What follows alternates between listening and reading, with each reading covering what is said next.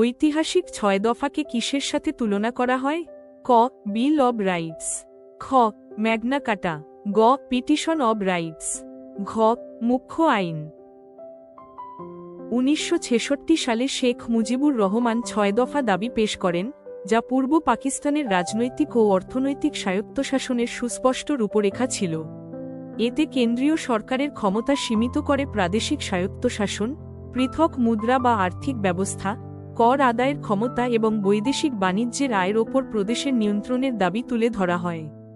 Magna কাটা যেমন ইংল্যান্ডে রাজার একচ্ছত্র ক্ষমতা সীমিত করার ঐতিহাসিক দলিল, তেমনি ৬ দফাও পাকিস্তানি কেন্দ্রীয় শাসনের ক্ষমতা সীমিত করে বাঙালির রাজনৈতিক ও অর্থনৈতিক অধিকার প্রতিষ্ঠার দাবি জানায়। ১৯৬৬ সালে শেখ মুজিবুর রহমান ৬ দফা বাঙালির রাজনৈতিক অর্থনৈতিক অধিকার প্রতিষ্ঠার দাবি ছিল। তাই একে বাঙালির ম্যাগনা কাটা বলা হয়। সঠিক উত্তর খ. ম্যাগনা কাটা।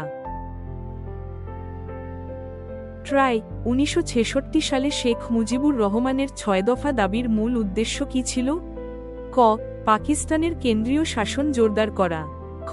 পূর্ব পাকিস্তানের স্বায়ত্তশাসন নিশ্চিত করা, গ. পশ্চিম পাকিস্তানের উন্নয়ন ত্বরান্বিত করা, ঘ.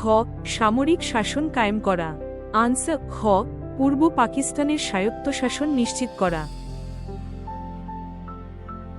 সুতরাং সঠিক উত্তর হল খ. ম্যাগনা কাটা।